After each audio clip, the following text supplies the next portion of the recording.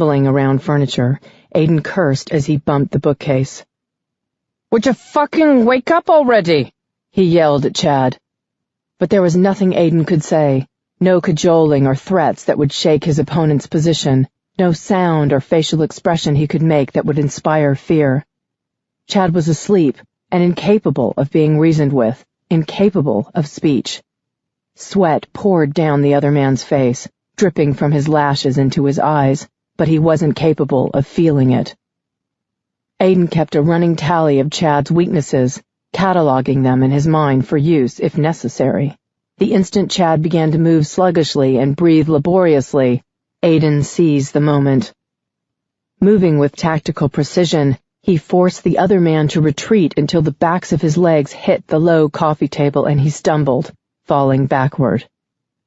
Aiden tossed his glaive to the opposite hand and leaped to the tabletop, his knees bending, carrying the force of his downward descent in his fist. The connection to Chad's jaw was marked with a sharp crack, and then the man fell limp. Truly unconscious, far beyond the twilight, he lay arched over the table with arms flung wide. His weapon fell from his slackened grip and landed with a thud on the carpeted floor. "Oh my God!" Lissa cried. "Did you break his neck?" Swiveling his head to the side, Aiden found Lissa standing at the bottom of the stairs, her lips and knuckles white with tension, her outstretched hand shaking violently. He arched his brow at the sight of the object she held, and jumped off the table. "What were you going to do? Parry with your pen?" Swallowing hard, she sputtered, Pepper spray." His gaze narrowed. "You grabbed that before the doorbell rang." She blinked. The implications of her actions made him grit his teeth. He collected Chad's sword and put it on the opposite side of the room. He retrieved his scabbard from the floor and sheathed his glaive, setting it next to the other weapon with deliberately casual movements. Then he went to her, wrapping his big hand around the one she held out. "Give me that," he murmured, prying her nerveless fingers open. Keeping her icy cold hand in his, Aiden sidestepped just far enough to reach the entertainment center. Then he set the pepper spray pen atop it, far from Lissa's reach. Her free hand touched his chest, making the muscle beneath it jump. "You're barely breathing hard at all." Aiden caught her wrist and pulled her hand away. "Were you planning on spraying me with the damn pepper spray?" Again she blinked huge, dark eyes at him, the irises swallowed by dilated pupils. "Stacy said I should if you wanted to sacrifice me or came from another planet." "Sacrifice?" he growled. "And you call me insane?" She frowned, and then burst into tears. Relenting with a sigh, he tugged her into his arms. His brain acknowledged that she had a right to be wary and to consider self-protection. Another part of him, his aching heart, didn't care about that. "Did you call anyone?" he asked. "No." "Good girl." He stroked the length of her spine. "What's going on?" she sobbed, her voice muffled. He rested his cheek against the top of her head and told her. "When he wakes up," he finished, "he's going to hurt like hell and have a nasty bruise on his jaw, but he won't remember any of this." "I'll never forget it." She sucked in a shuddering breath and rubbed her face into his damp skin in a way that made the ache in his chest worse. "So you told me the truth?" "Of course." He pushed her away and moved to Chad's splayed body. "Listen, I've got to get him to his place before he wakes up. We don't have time to change our clothes." He dug in Chad's pocket and withdrew his car keys. "I'll follow behind you in his car. Then you can drive us both back. Are you okay to get behind the wheel?" "I think so." She went to the kitchen to collect her purse, and Aiden bent low to heft Chad's body over his shoulder. He found the red Jeep parked just outside Lissa's garage, tossed his burden into the passenger seat, and moved the vehicle out of the way so she could pull out. He considered the possibility of controlling dreamers from the twilight. When he first saw the cavern the elders used to contain hypnotized humans, he thought surely the ability to control the mind in that state would work both ways. It appeared it was true. He wondered if Chad had initiated the connection on purpose, turning to hypnosis to cure some ailment, or if the elders had the ability to control the human body through dreams. The latter thought was terrifying. It made every single person around them a threat. Lissa wasn't safe anywhere. Lissa backed out of her garage with more care than usual, then took a long moment to stare at the Jeep and the man who sat so pensively in the driver's seat. She held the steering wheel with white-knuckled force to keep her hands from shaking uncontrollably. Everything she knew about her life had just blown up in her face. An alien invasion wouldn't come by air. It would come from within, like zombies or invasion of the body snatchers. But Aiden wasn't like that. He was warm, caring, passionate, human. Just thinking about him made her long for his arms around her. He had come an incalculable distance to save her, leaving everything he knew behind, for her. She stepped on the gas pedal and drove to Chad's, her eyes lifting constantly to her rearview mirror. Her thoughts were tumultuous, her breathing uneven, and her hands and feet were as cold as ice. She parked her car at Chad's by instinct, her brain too overloaded to record the events. As she slowly recovered from shock, it took her an hour to realize Aiden wasn't talking to her. He was silent as he arranged Chad on the floor by the bed, simulating a fall that would in no way account for his exhausted muscles and bruised face, but was the best they could do. He was silent on the ride home and on the walk into the house from the garage, even though she'd paused at the door with her hand on the knob, her blood heating at the memory of what they had done there, only hours ago, yet it seemed like forever. She'd looked over her shoulder and noted the darkness of his gaze. He had thought of it too, but aside from the heat in his eyes, he had been distant and cold. Now as he stood in her kitchen with a sleeping pill in his palm, she realized this was as hard on him as it was on her. She shook her head. "I don't want that now. We need to talk." "We've talked enough." His jaw was firm. "You need sleep." "I'm not tired." "You're in shock. You don't know what you are." His tone lowered wearily. "Or what I am." "Aiden." His eyes closed at the sound of his name. "Will you come upstairs with me?" she asked softly. "I can't. I've got work to do." "Just until I fall asleep?" "Lissa." He shook his head. "If I lie down, I may fall asleep. I can't do that. We'll have to sleep in shifts. We can't afford to have me unconscious at the same time you are." If they slept in shifts, they would never be together, and she needed him. She almost told him that all she wanted was him wrapped around her, inside her, making her feel cherished and safe. But she worried that telling him would ensure a negative response. For the first time since he'd walked in the door, she was fairly certain he didn't want to make love to her. So all she said was, "Please." He growled low and ran a hand through his hair. He gestured for her to go ahead of him, and then followed her up the stairs. When she stopped by the bathroom, Aiden handed her the sleeping pill, and she went to the sink as he sprawled on the bed. She looked at her reflection, knowing she looked like death warmed over, but also knowing it wasn't her looks that had dampened Aiden's ardor. She set the pill on the counter. If she needed it later, so be it. But first she was going to try to get Aiden to talk to her. Returning to the bedroom, Lissa crawled on the bed and stretched out parallel to him. Aiden lay on his side, his head in his hand, but when she got close, he rolled to his back and tucked her against him. She tossed her leg over his and her arm across his abdomen. He stiffened in response. "You're mad at me," she whispered, her breath hot as it gusted across his bare chest. He exhaled audibly and rolled into her. "No, I'm not mad at you." "Then hold me," she breathed. "I need you." "Lissa." Aiden lowered his head and took her mouth, his tongue gliding deep, making her shudder beneath him. She needed this, needed the connection to ground her to him. He was a dream, an alien, a man centuries older than she was. She was a threat, a prophecy, the key to his destruction, The distance between them yawned galaxies and planes of existence apart, and yet he was the yang to her yin, a living puzzle piece that by some miracle made him physically able to fit her, just as males of her own species did. Together they could become one, with no separation at all between them. That's what she needed, right now, as much as she needed to breathe. As her desire for him built, her embrace loosened, her hands moving to stroke the length of his spine. He smelled delicious, even more so than usual because he'd worked up a sweat earlier. The combination of Aiden, adrenaline overload, and testosterone was a potent aphrodisiac.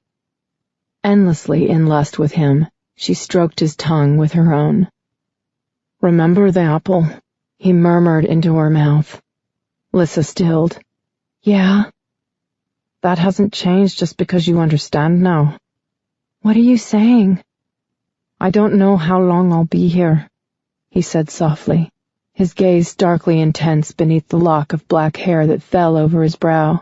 "The information I need may be in the books I brought, or it could be back in the twilight. Right now, we both need to consider my being here as temporary and my eventual departure as permanent." She swallowed hard. "I thought you said no one has ever gone back." "None of the other guardians had a book by the elders detailing Fisher creation," he pointed out. "Oh." Sinking into the mattress, her legs slackened and then fell away. "So, you're not mad?" "I am." His voice was low and fervent. "At everything and everyone that prevents me from keeping you." He rested his forehead against hers, inundating her senses with the scent and heat of his skin. "But I'm not angry with you, no. I'm proud of you for taking steps to protect yourself. And I know you trust me.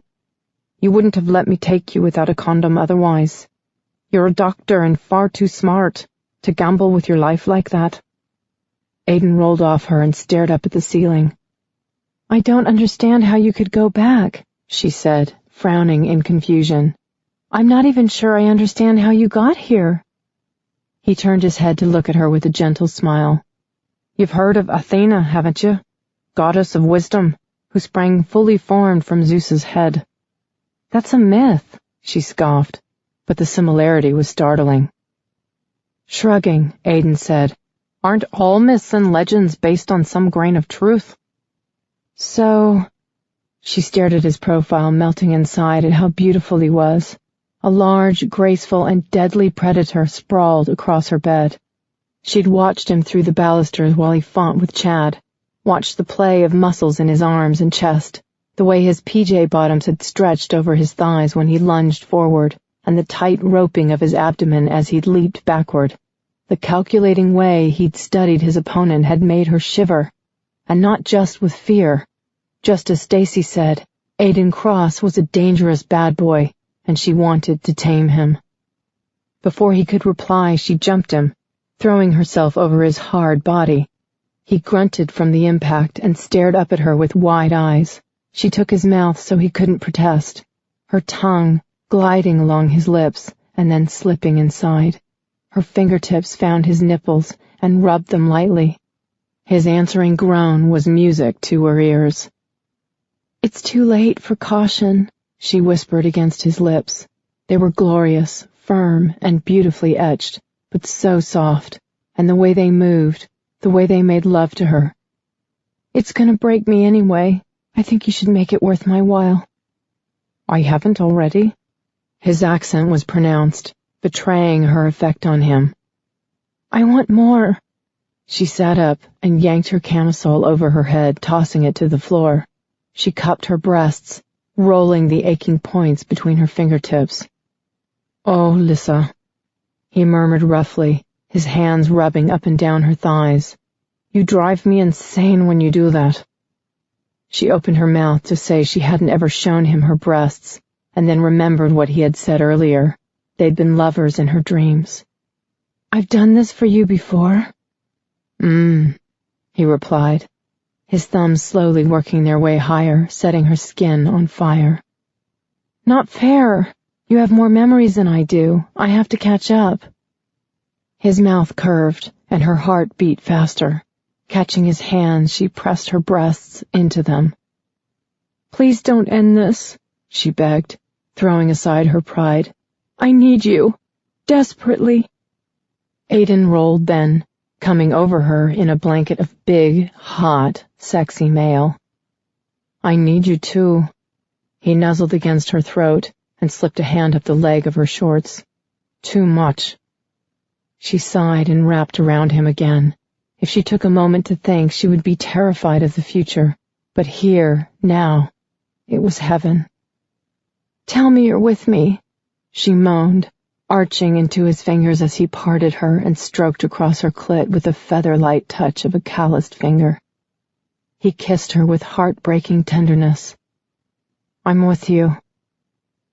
It was only for now, but for now, it was enough.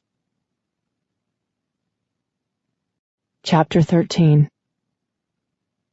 "I've been looking for you, Captain." Connor straightened and turned to face Philip Wager as he climbed the porch steps of Aiden's house.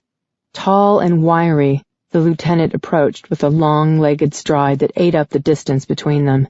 He set a cooler on the bench near the door, and then used both hands to tie back his overly long hair with a small black band.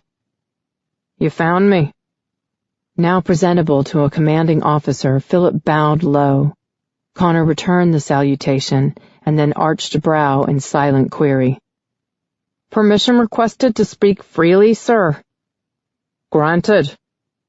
The lieutenant took a deep breath and said, "I would have preferred for you to come to me with your questions personally rather than sending Morgan."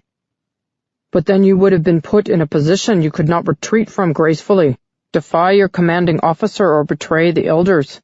With Morgan you could easily say no and avoid the discomfort." Philip snorted.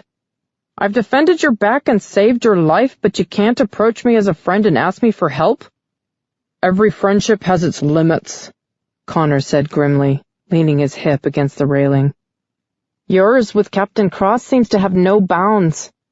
"He's like a brother to me." "And I owe him my life, many times over." Connor sighed and sank into the nearby chair. When Aiden was home, every door was opened wide to allow the breeze to enter. Now the sliding paper doors were closed, barring the interior from enjoying the simulated sunrise.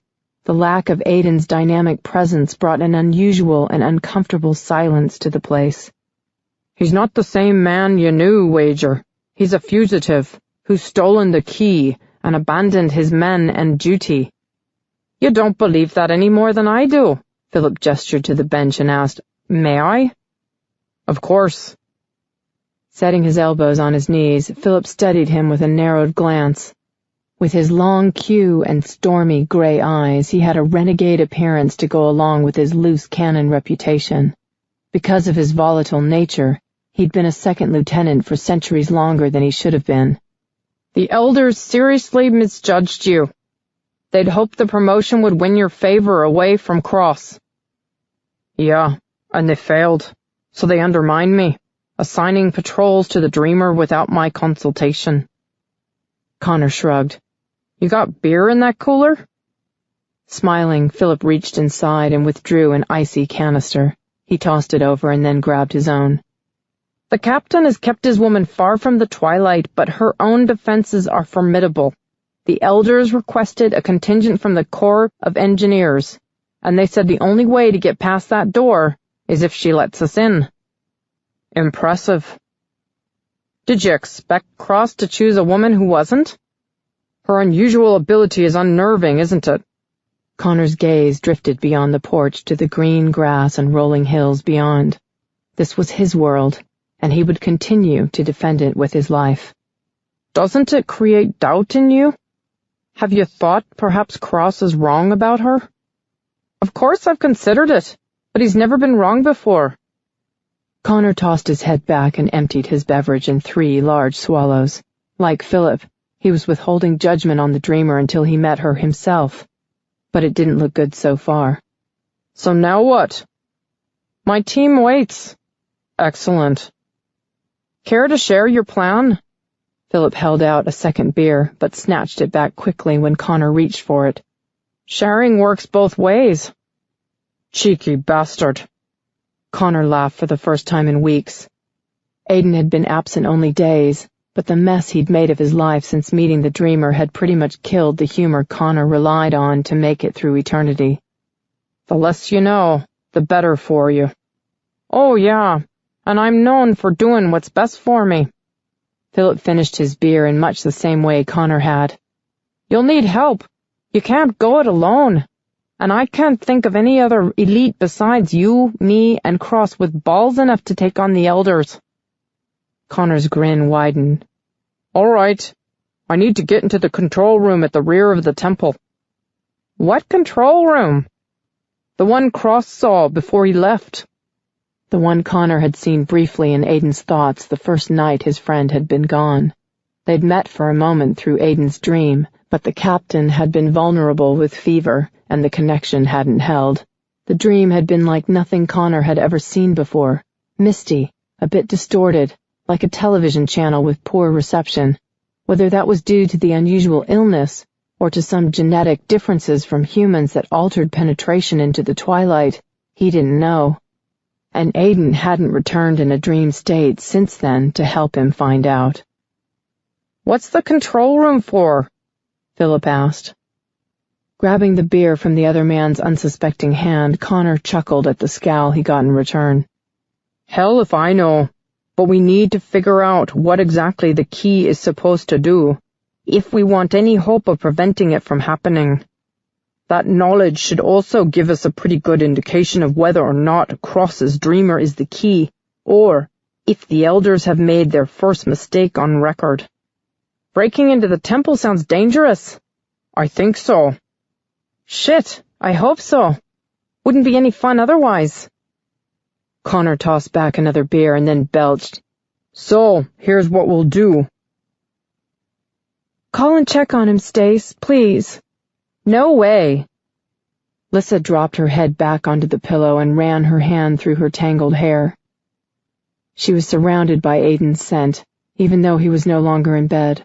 From the lack of heat on his side, she guessed he had been up for a while. She'd slept in due to sheer physical exhaustion.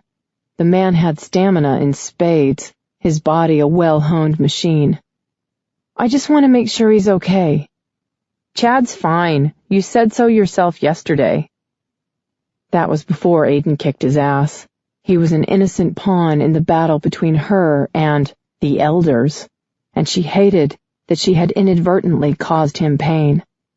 Just a quick hi. Maybe you can call about Lady? On a Saturday? Stacy scoffed. I might as well start off the conversation with, Hiya! Lissa wants to know how you're doing since she dumped you and feels guilty. Too high school, Doc, trust me. He's a big boy, he'll be fine. Lissa closed her eyes, blocking out the view of the vaulted ceiling above her. I'll give you a raise. Right. Stacy blew out an exasperated breath right into the receiver. That bribe always works. I'm such a money whore. You're a single mom. I admire you. Flattery will get you nowhere with me. It's all about the money. Though if you can arrange a hunk delivery for me, I'd call it even. How's that working out, by the way? He's dreamy. For real. I'm glad. I really am. I know you are. 'Kay. I'll call Chad and try to make some non-blatantly suspicious small talk. I better see you at dinner, though. Lissa's fingers pulled the soft, denim-colored top sheet up to her nose to better smell Aiden. She didn't want to leave her home. She wanted to seclude herself with him, keep him, never let him go. We'll be there. See you then. The connection was severed. Lissa hit the off button, then set the phone down next to her. Through the open bedroom door, the scent of fresh, hot coffee drifted up to her. It was such a domestic thing to experience with a man she'd met so recently, but it worked. It made her feel whole and loved, in a way she hadn't felt in years, if ever. Wanting to be with him, she tossed back the covers and pulled on a robe. As she crept down the stairs in her attempt at stealth, Lissa hoped she'd catch another display of Aiden's morning exercise routine. Instead, she found him yawning and drooping wearily over the jeweled book at the dining table. She padded up behind him and set her hands on his shoulders, kneading her fingers into the tense muscles of his back. He groaned and leaned his head back. "Hi," he murmured, in that low tone that made shivers run down her spine. "Hi." She bent and pressed a kiss to his forehead. "Did you sleep at all?" He shook his head. "No way I'd risk it with you asleep at the same time. I've been checking on you every half hour. I thought I was safe once I'd fallen into deep sleep." "That's an educated guess." His mouth curved. "In any case, you're adorable when you're sleeping." Lissa moved around the chair and slung her leg over his, straddling his lap and wedging herself between him and the table. It was a tight fit, but she didn't mind, especially when his arms came around her and tucked her closer to all that warm, yummy-smelling skin and ripped muscles.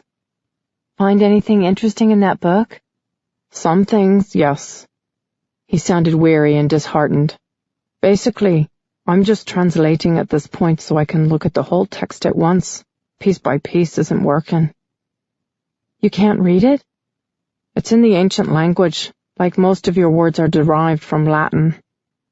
"Ah, gotcha."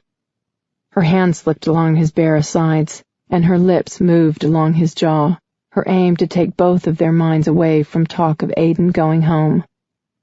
"You don't have a morning shadow."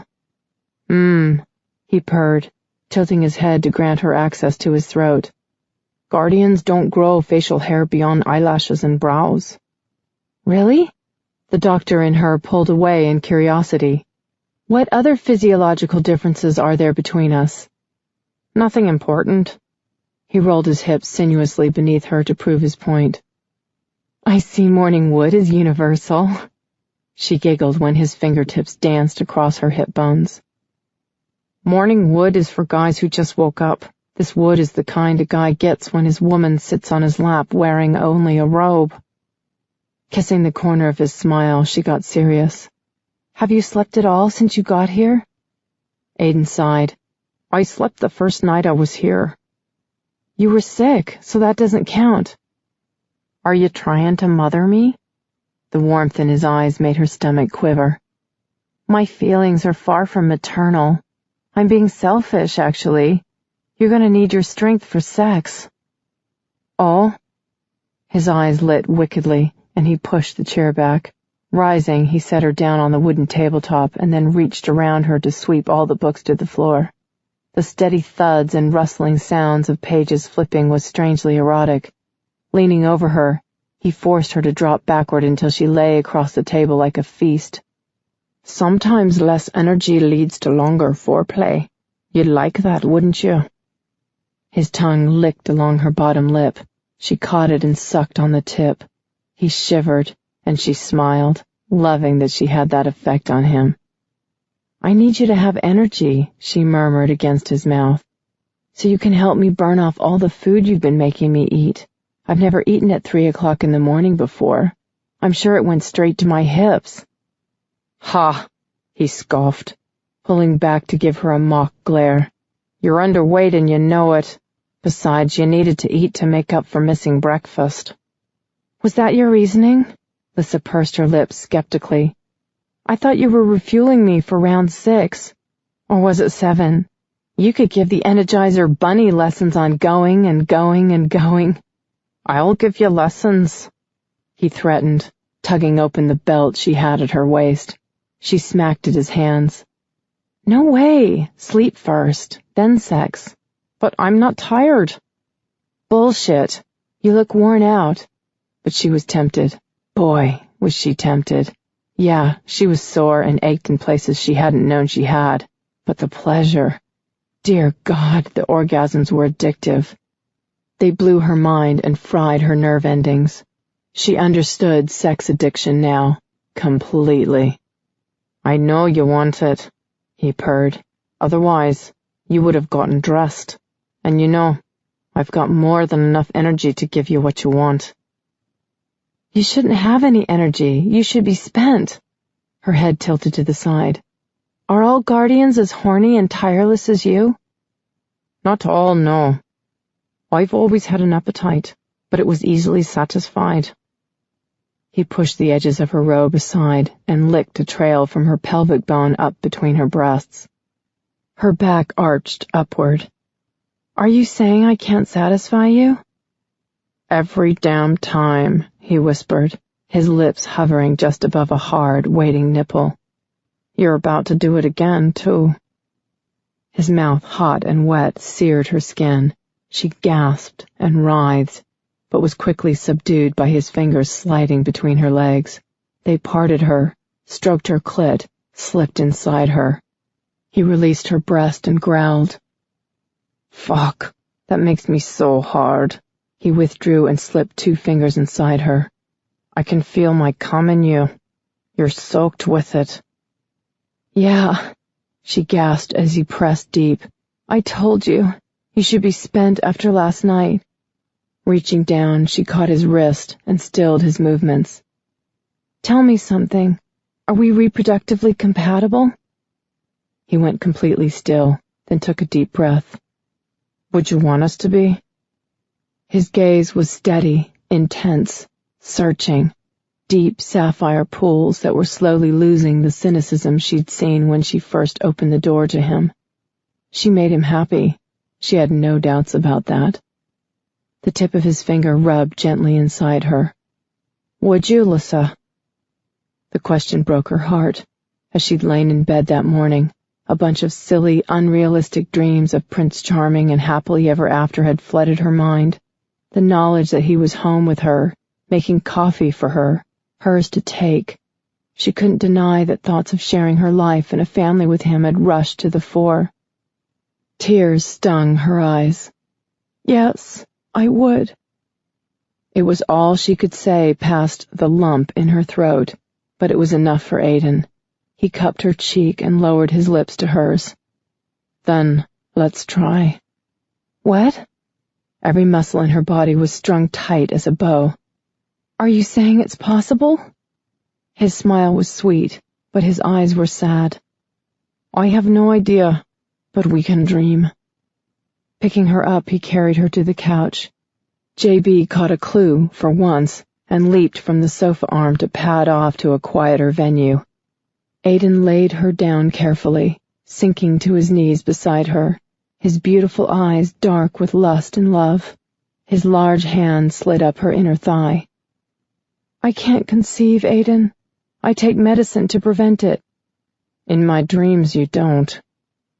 He kissed her knee, and then came over her, spreading her thighs, lavishing the attentions of his tongue across her clit until she writhed before moving higher.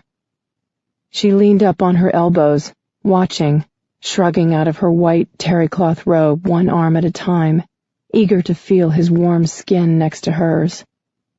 In my dream, this is our home, he said softly, his gaze moving across her like a tactile caress.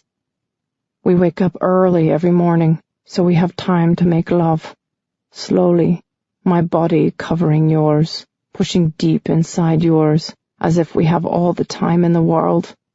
We part reluctantly, kissing each other goodbye before leaving for work. We think about each other all day, and wait impatiently to be together again at night. He licked across first one nipple and then the other, his hands shoving down his waistband. We take vacations to private beaches where I watch you play in the surf, laughing, your skin a golden tan. I strip you there on a blanket, push your suit aside, and sink my cock into you, ride you until you can't take any more.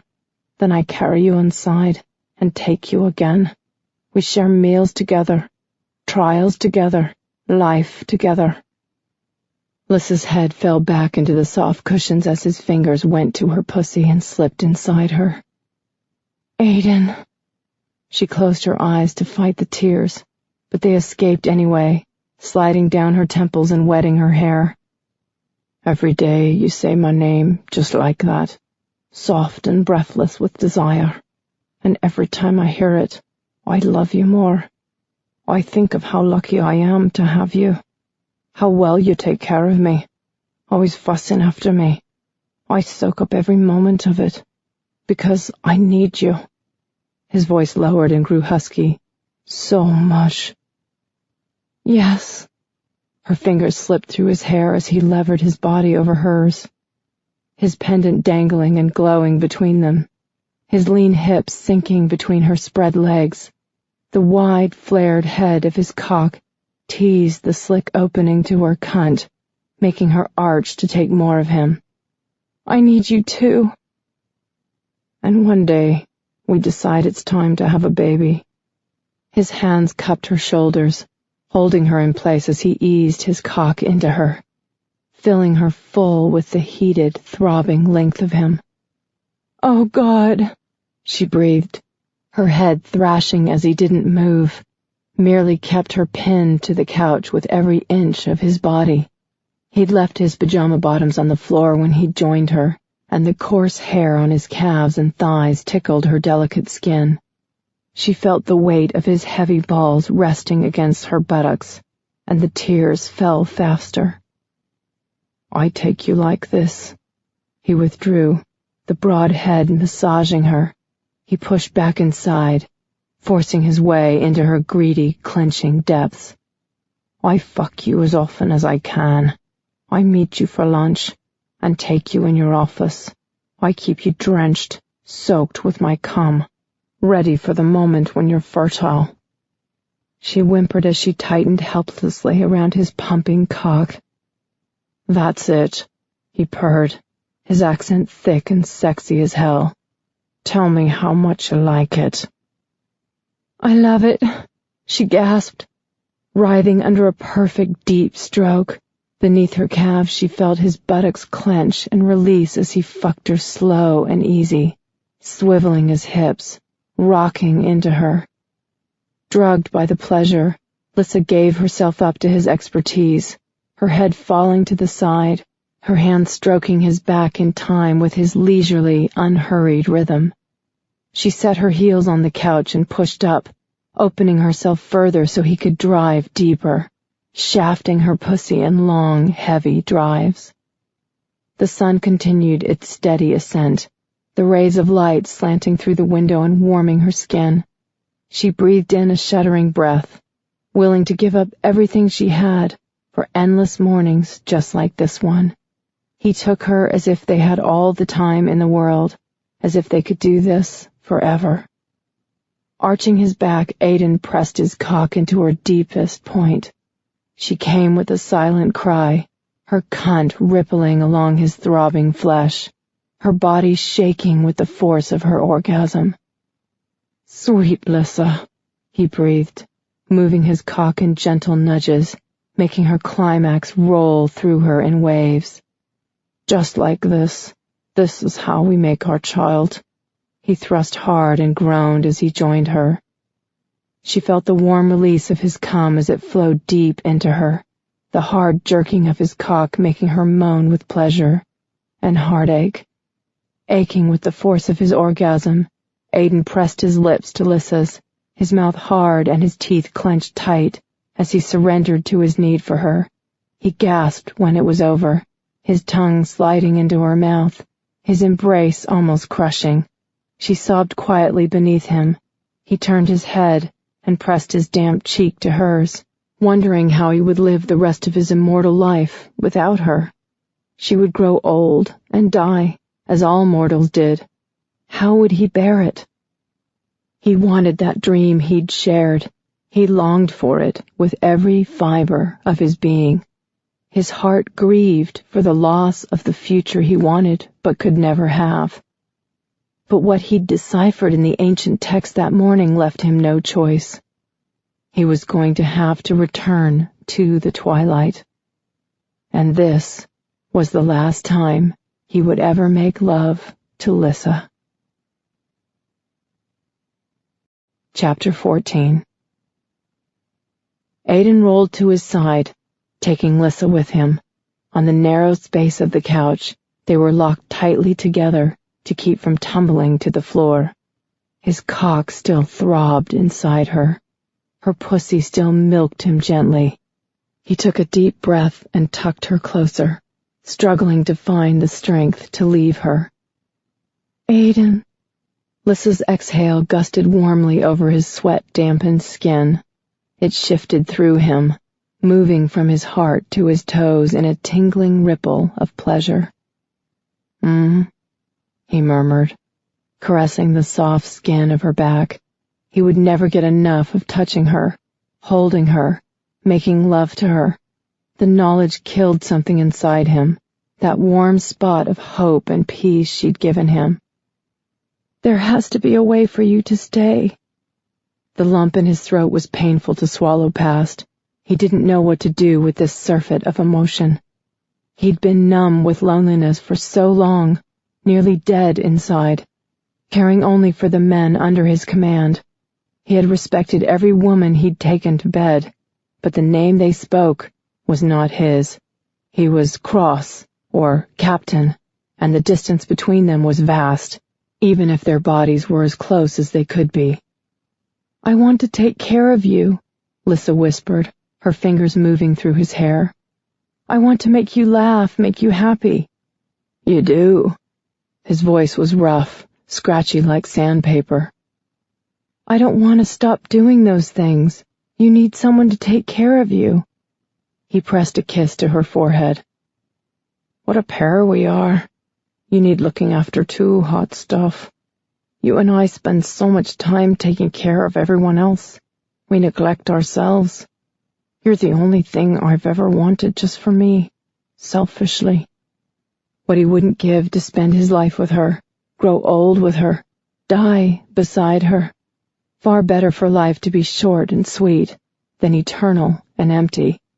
But the most he could do for her was ensure her the longest life possible, so she could marry, have children and grandchildren, another man's children and grandchildren.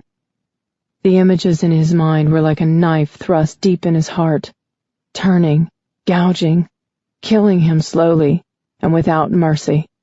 He crushed her to him, but she didn't complain. Can we stay here like this forever? She asked with a mournful sigh. He took a moment to control his voice, and then spoke as lightly as he could manage. I think the bed would be more comfortable. She gave a quiet laugh. It wasn't the full-bodied merriment he loved, but it was much better for his sanity than her grieved tone. How about a shower? He suggested. Together? I would love to, but I should clean up the dining room and get breakfast started. She leaned back enough to look up at him with those big, dark eyes, and he cupped her shoulder blades to keep her from falling. The silent trust she had that he would support her made his smile genuine. Yes, she'd had her doubts about him, but despite them, she had always gone with her instincts, and they'd always ruled in his favor. What are you planning to make up for breakfast? She laughed until she cried when he came upstairs at 3 a.m., bearing a plate of Chips Ahoy cookies with gobs of peanut butter smeared on the tops. What? He'd asked, grinning. Peanut butter has protein. That reply had her falling over with mirth, her lithe body rolling amid the tangled blue sheets. He'd set the plate down on the nightstand and joined her, eventually sitting back against the headboard and pulling her into his lap. She had straddled his thighs while facing him, his cock hard and throbbing inside her. They'd smeared peanut butter on each other's lips and licked it off, making love with cookies and laughter. He kissed the tip of her nose. I'll figure out something. Okay, I trust you. Her low, fervent tone touched him as few things ever had. With all that he'd told her yesterday, her belief in him said so much. They separated reluctantly and rose from the sofa. Once they were standing, Aiden pulled his pendant over his head, tugged her closer, and slipped it around her neck. It settled between her breasts and glowed with an inner fire, an anomaly he'd assumed was attributed to either the journey here or reaction to this world. It had never crossed his mind that the stone might be reacting to Lissa. He pressed his palm over both it and her heart. I can't take this, she breathed, setting her hand over his. It's precious to you. He shook his head. You are precious to me. Promise me you'll always wear it. I've never removed it. I shower with it, bathe with it. There's no reason for you to take it off. It can't be damaged, and it won't tarnish like earth metals do. I need to know that this will never lose contact with your skin. Aiden? Her dark eyes were wary and capped with a frown. Just promise me. For my peace of mind. Of course. She lifted the stone to her lips and kissed it, then rose on her tiptoes and kissed him. I will treasure it always. Thank you. Thank you. He held her tightly to him, his lips pressed hard to her forehead. Inhaling deeply, he tried to imprint the smell and feel of her into his memory so that he would never forget it. We'll find a way to be together, Aiden. Her small hand stroked down his back. I refuse to think that it can't be done. Aiden knew she felt that way. She survived because she refused to give up hope. That was why he couldn't tell her anything until after he was gone. She would try to stop him from going if she knew he wasn't coming back. Get ready to eat, he said, stepping back and releasing her, keeping the careless smile on his face by sheer willpower alone. Their fingers stayed laced together until the last possible moment. Then she took the stairs, and he went to the dining room. Aiden arranged the books in such a way that his purpose and motivations were clear. He couldn't let her think he'd left or was taken. He needed her to know why he was leaving, so that she could live with it, accept it, move past it. She wouldn't notice anything amiss at first, but later, when she looked closely, she would understand. He saved the note for last, pulling out a chair and taking a deep breath before writing his goodbye. He couldn't do it face to face. It would be far too painful. Folding the paper, he lifted it to his lips and kissed it, then set it above the open pages of the book he'd stolen from Sharon. The second book, the jeweled one with the references to Stonehenge and star alignment, seemed to have little or no relationship to the one the elders kept hidden. If there were answers to be found in that, he couldn't find them. It appeared to present more problems than solutions, like a puzzle that became more complicated the further into it he got. Without conscious thought, his fingertips drifted over the text he'd translated. Beware of the key that turns the lock and reveals the truth. The words struck him hard, each one an individual blow. He sat unmoving, his breath whistling in and out between clenched teeth. The key wasn't going to open the gateway to the nightmares. The key was going to reveal something the elders didn't want revealed. That was why they were hunting for it. That was why they wanted it destroyed. But why the key was a dreamer, and why the traits attributed to it were so important, he didn't know. And the pendant. His eyes closed on a shudder. There, in the ancient text, he'd found a drawing of the pendant Sharon had given him so long ago. A relic of the old world. A part of the prophecy the elders had never shared with anyone. The stone would protect her, the glowing reaction it had to her proximity enhancing her abilities in the twilight. She'd been able to create the door without it.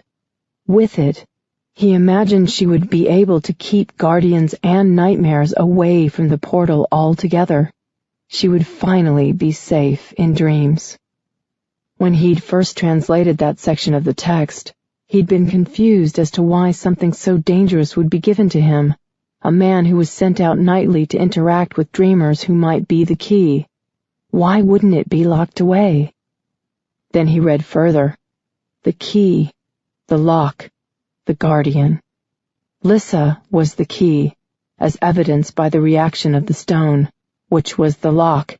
He could only assume that he was the guardian, and the result of the combination of the three?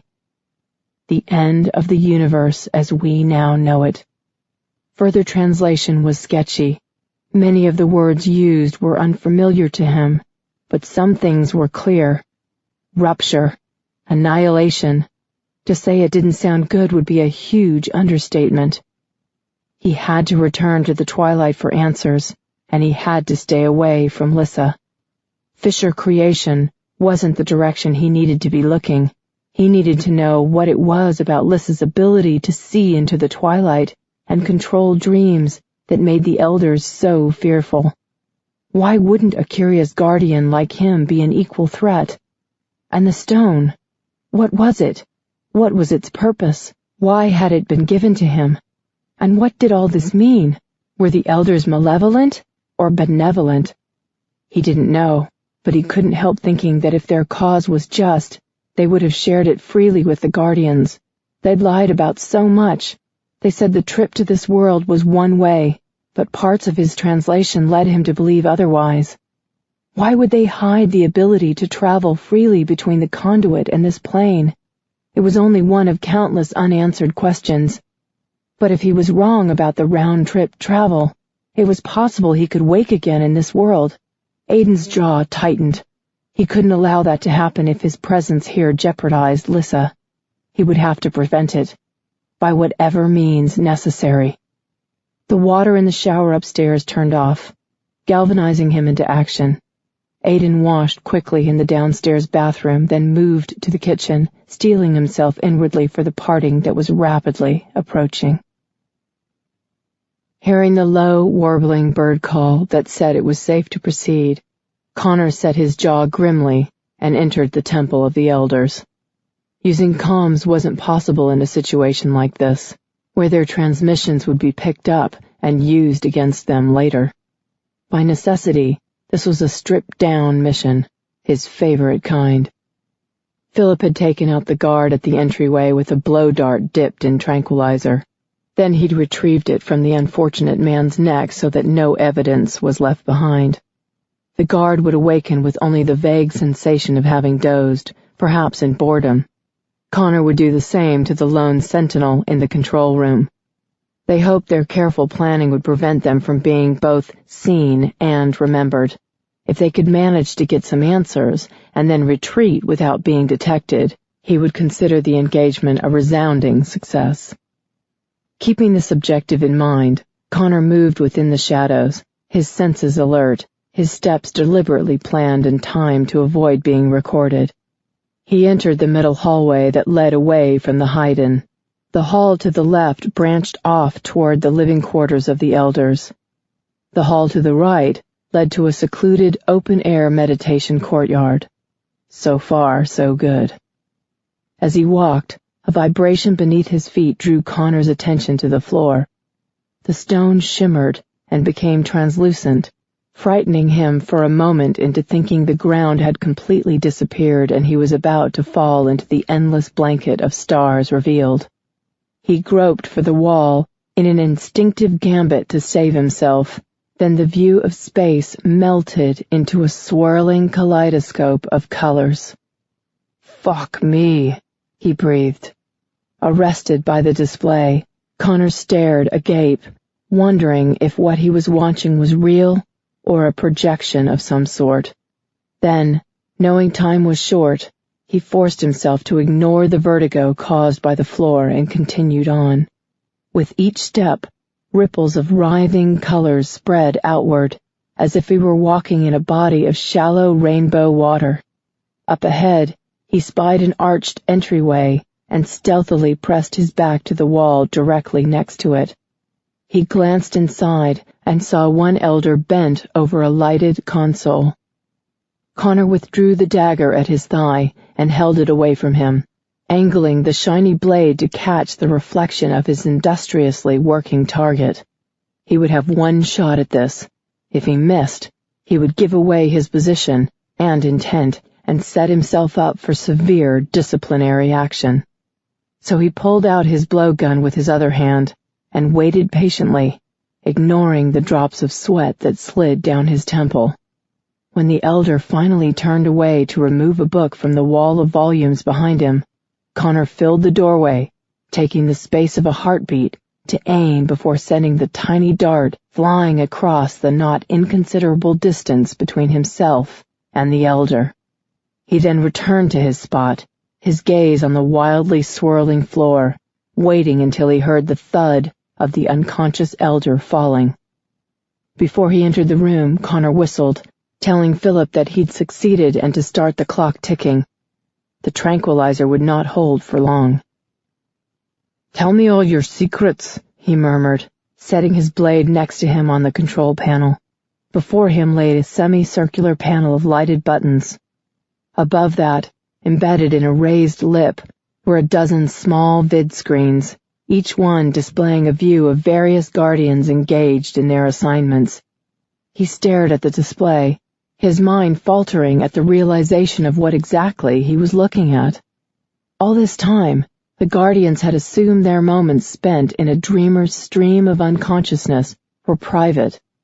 They were not.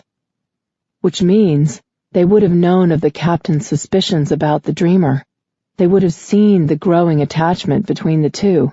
Perhaps they had even fostered it by sending him back to her. They had allowed the relationship to progress because they were aware, not because they were ignorant. Intrigued and horrified by the thought, Connor set to work, running through the archives with nimble keystrokes, trying to prove or disprove his guess.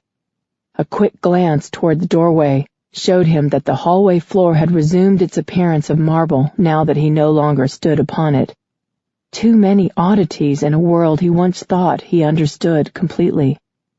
All the years he'd spent teasing and dismissing Aiden for his overwhelming curiosity rose up as bile in Connor's throat.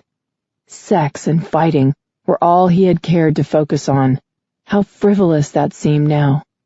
Life was not as simple as a half-hearted search for a centuries-old prophecy. Who are the elders?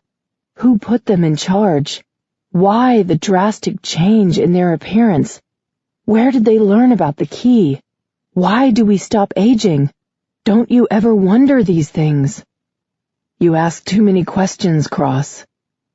Stupid. He never went into any mission without knowing every facet of the situation. Yet, he'd lived his life without knowing jack shit, as the past few moments had made abundantly clear. No more. He rolled his shoulders back, the primary focus of his life switching in one powerful moment of epiphany. That's all about to change. Then he heard his name and stilled, trying to discern where the sound had come from. He heard it again, and his wide-eyed gaze lifted to the row of monitors.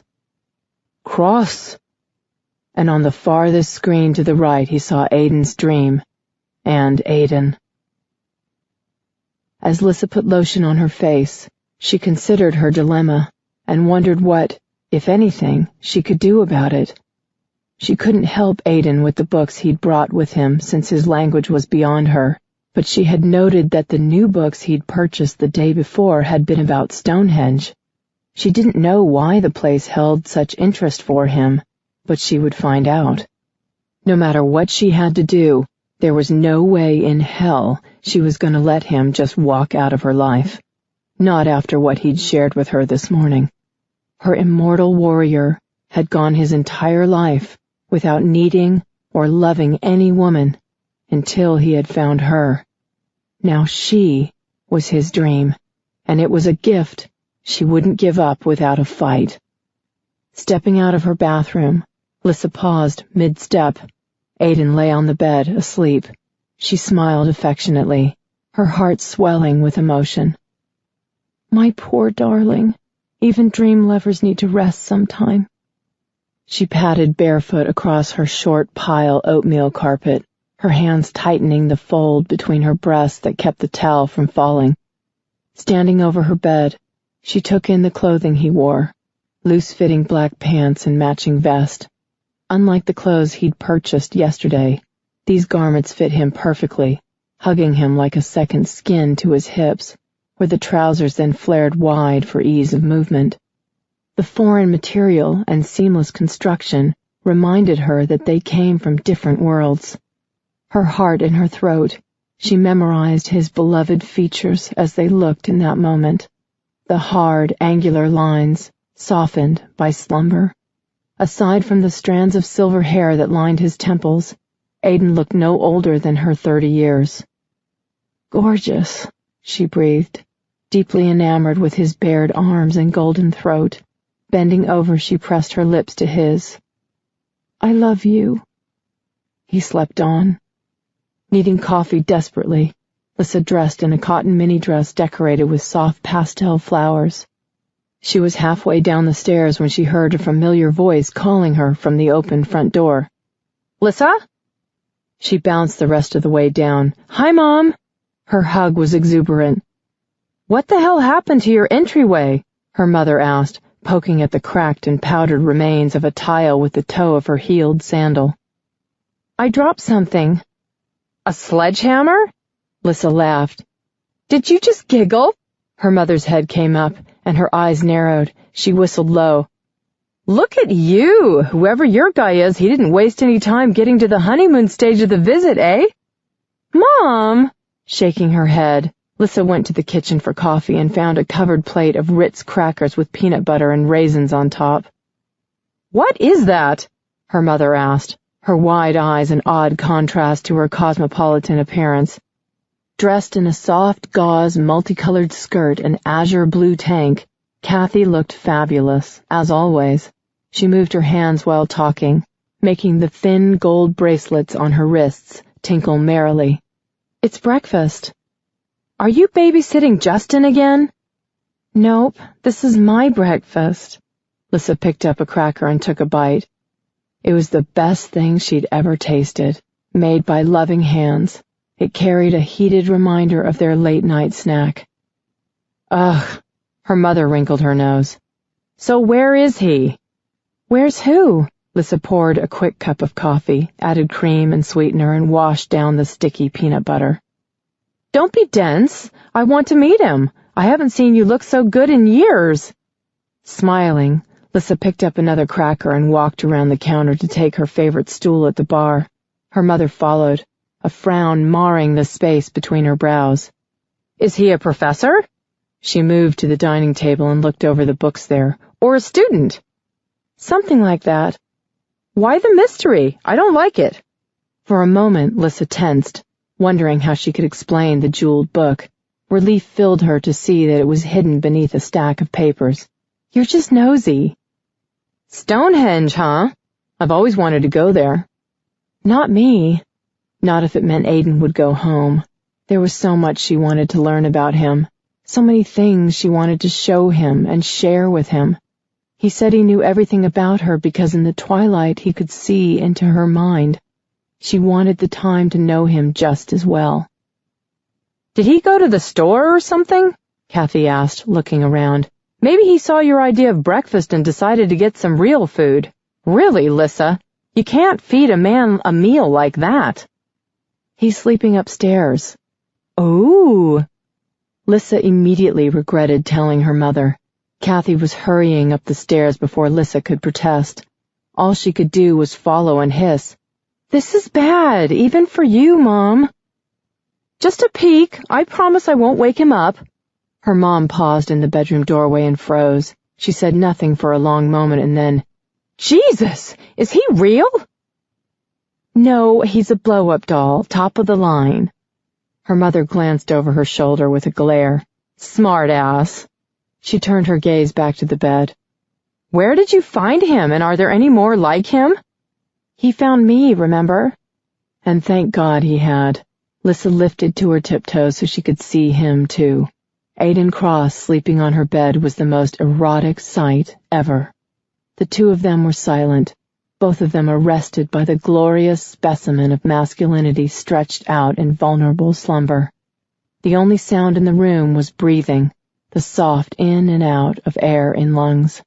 Her mother took one step into the room, and JB's sudden protective growl scared the shit out of both of them. Kathy jumped and screamed, which frightened Lissa enough to leap back and screech. Aiden didn't even twitch. Lissa knew her mother could wake the dead with that scream, and her own screech wasn't too shabby in the corpse-raising department either.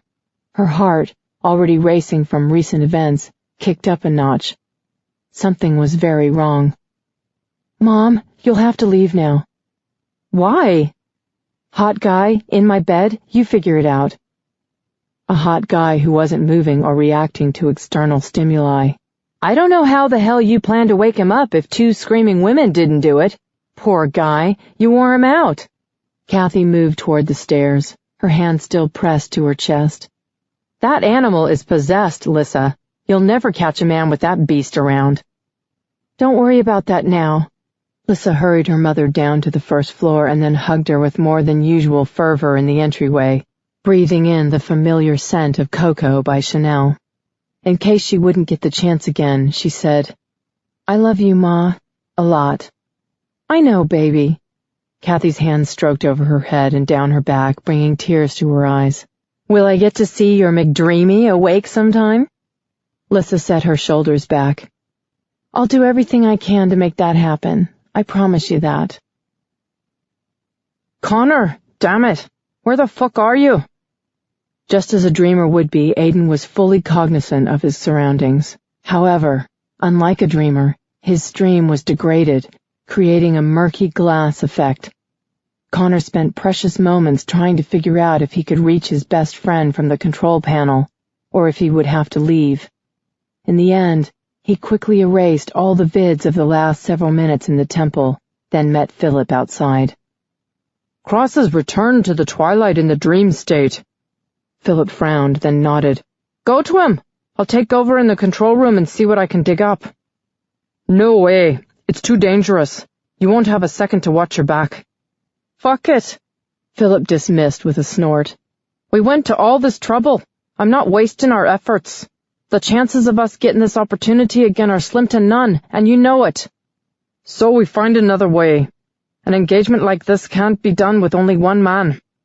You're wasting time and your breath." Connor growled low and then cursed. He had no choice. He had to go to Aiden, and he knew that once he left, Philip would do whatever the hell he wanted.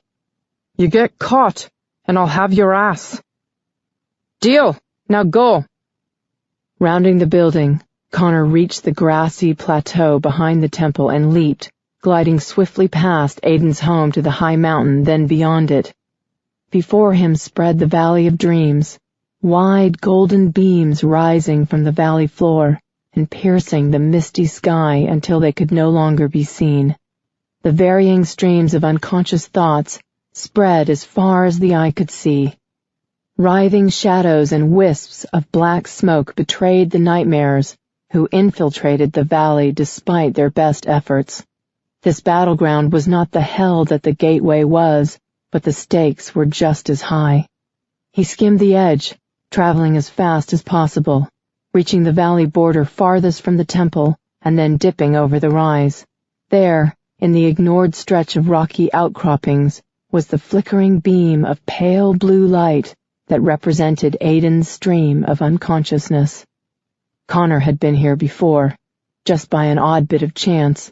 It had been a fluke that the barely discernible light had caught the face of a polished rock at the highest point, which had then caught his eye. He'd noted the anomaly as he exited a mission, and his subsequent investigation had led to them meeting briefly, just enough time to know that Aiden had survived the trip to the mortal plane and to see the barest imprint of the Elder's control room. Stepping into the cool beam, Connor entered Aiden's dream. His best friend pictured them on the porch of his home, a comfortable place for both of them. "You have the worst timing, Cross." Aiden rubbed the back of his neck as Connor approached. "As bad as my suspicions were, the reality is worse." It was the creaking of the porch step that drew their attention to the elder who joined them. The deep shadows created by the large hood hid the identity of their visitor, but the way Aiden stiffened set Connor on alert. Not in time, though. Before he could guess the coming events, the cowl fell back, and the nightmares poured from the depths of the robe. Chapter 15. Connor felt Aiden withdraw his glaive from the scabbard on his back. Yanking his knife free of the sheath, strapped to his thigh, he lunged into battle. Pure fury boiled up inside him, causing his muscles to bulge with the need to tear his enemy apart. He felt it, embraced it, then opened his throat and roared at the nightmares that swarmed around them. The sound swelled and then rippled outward. Filled with fury and frustration, his yell was fearsome, and the nightmares writhed away from it, some of them frightened enough to dissipate into puffs of foul-smelling ash. They screamed their children's cries, which incited Aiden into a frenzy of such magnitude Connor paused in mid-swing to watch in admiration. There was a reason Aiden Cross was the best of the elite. He was a badass motherfucker when it came to wielding a glaive. The nightmares recoiled, swirling insidiously around them. Pumped up with aggression, Connor leaped toward the shadowy forms with his blade leading the way. Aiden was with him, fighting with vigor such as Connor had not seen from him in many years. With his focus divided between Aiden and the nightmares, Connor failed to notice that they were no longer alone with their enemy until it was too late. Before he understood what was happening, hundreds of elders rushed up behind them, glaives flashing. Soon the entire grassy expanse was hidden by a sea of gray-robed figures and the nightmares they fought. They spread outward like a growing stain, surrounding the porch and sides of the house. Connor couldn't figure out what the hell was going on, but at the moment he didn't care. The only thing that concerned him was the nightmares, and killing every single one of them. With the help of the elders, that goal was achievable. There is a moment in every battle when the winds of fate change direction. Warriors of every kind know it instinctively. It comes to them in a rush of adrenaline, a surge of power, a howl of victory. It was when that moment of triumph arrived that the elders made their move. Moving as one, they surged up the stairs, overwhelming Aiden in a flood of grasping arms and dragging him away. The captain fought like a man possessed, but he was unable to overcome the sheer number of assailants. Connor roared his frustration and fear for his friend, but he was unable to do anything, trapped as he was by his fight with the remaining nightmares. He couldn't turn away. He couldn't help. He could only press on and make a private vow of vengeance. Lissa stared down at the book in her hands and the note that had been set carefully on top of it. I love you. She had never seen Aiden's handwriting before, but the arrogantly slashed letters were his, she had no doubt.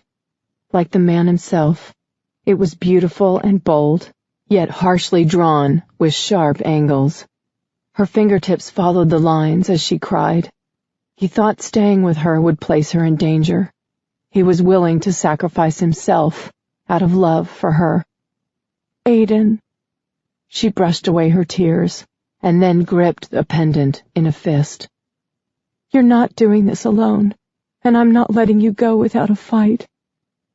Pushing back from the table with a weary sigh, Lissa went upstairs to bed. She would close her eyes and pray that she would drift into the twilight and save him. How she would manage, and what it was she could do to help, she didn't know. She spent almost her entire life hiding from the elders and the nightmares.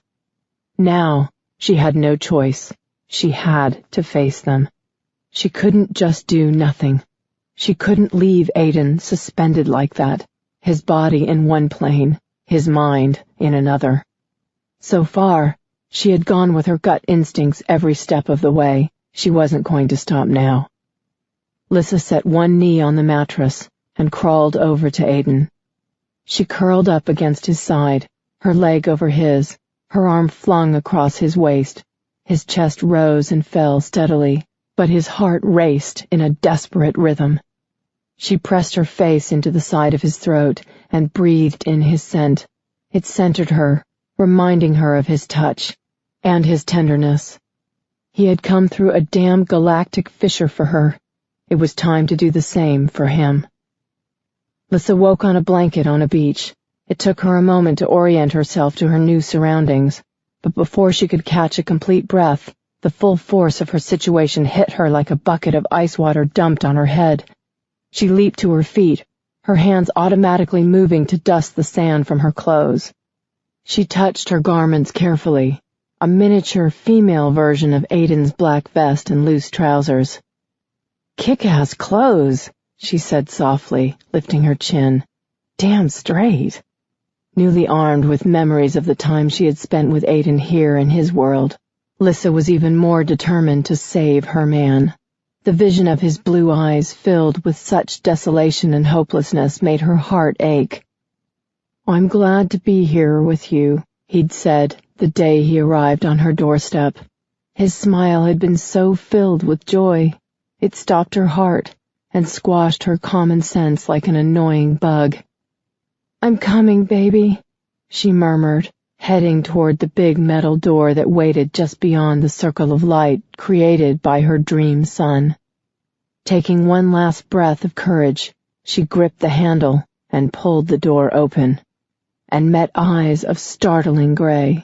Nearly metallic in appearance, they were stunningly set off by tan skin and a determined jaw. Inky black hair was tied back at the neck and fell past his shoulder blades. She gaped. "Your haste in returning gives me hope that you feel the same about Captain Cross as he does about you," the man said. Her mouth snapped closed so she could reply. "Who are you? And where is he? Is he okay? Is he hurt?" He smiled and bowed. "Lieutenant Wager, at your service. I'm here for the express purpose of taking you to Captain Cross. Don't worry about that." Leaning to the side to look around his tall form, she counted at least 20 men behind him, each one uniquely yummy in appearance. She whistled. "Do I know how to dream or what?" "Cross didn't do so bad himself," the man returned. "What color are my eyes?" "Gray." "And my hair?" "Black."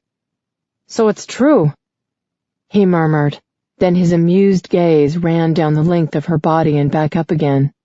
"Cute outfit, right down to the pendant." It was then Lissa noted that the other men were dressed similarly, but in heather gray rather than the black she wore. It was a uniform. From the look of the various grins directed her way, she quickly deduced that she was wearing a garment reserved for the captain alone. She winced. "Oops.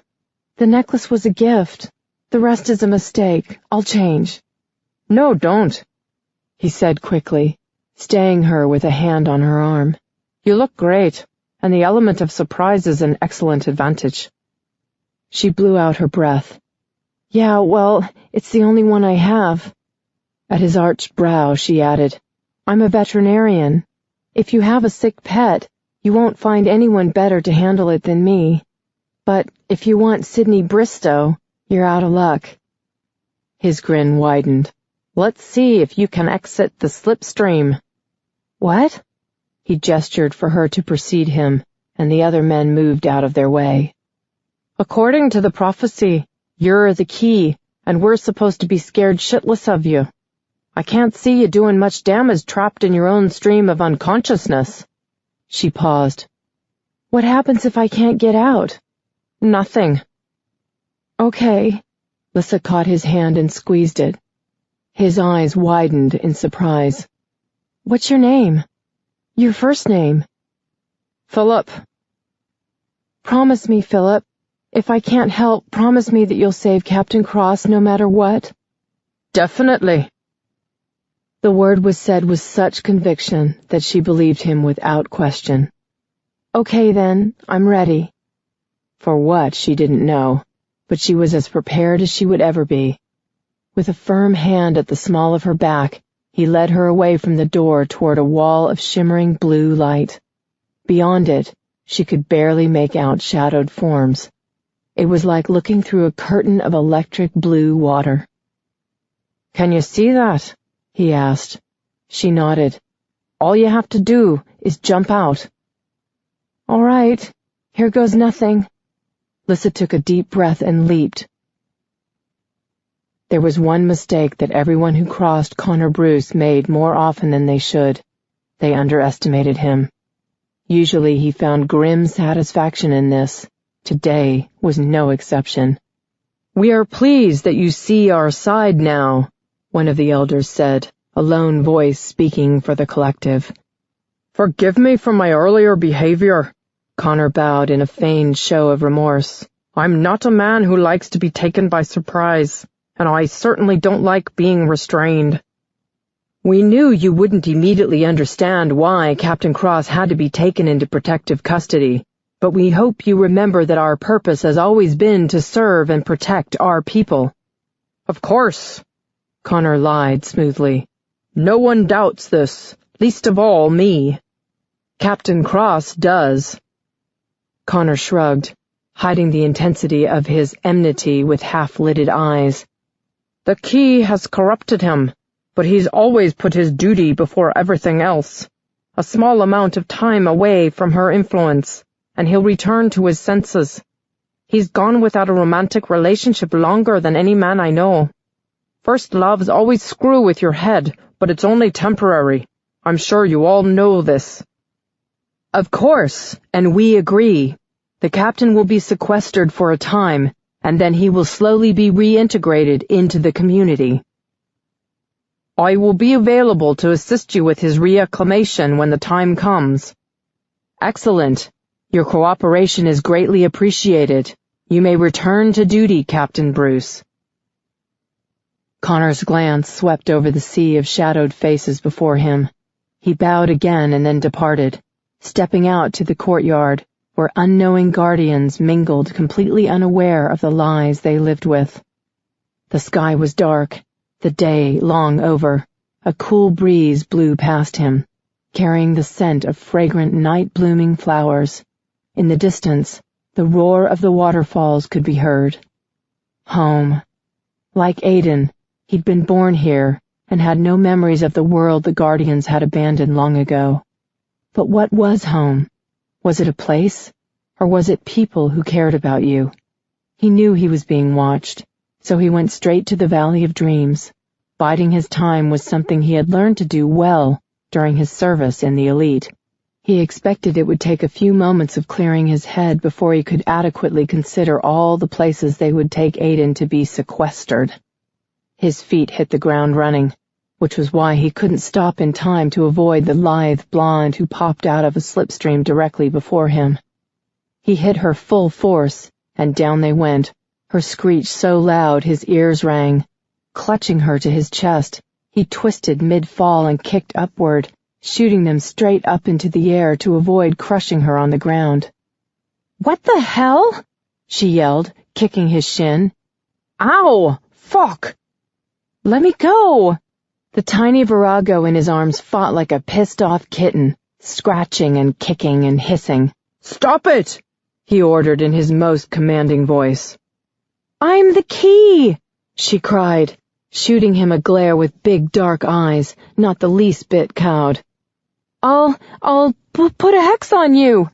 Connor noted her garments at the exact same moment she said, "the key," and then he broke out in a grin, which didn't fade even when she caught him on the jaw with a pretty decent right hook. He shook her and slowed to a hover. "Hey, quit that! I'm Connor, Aiden's best friend."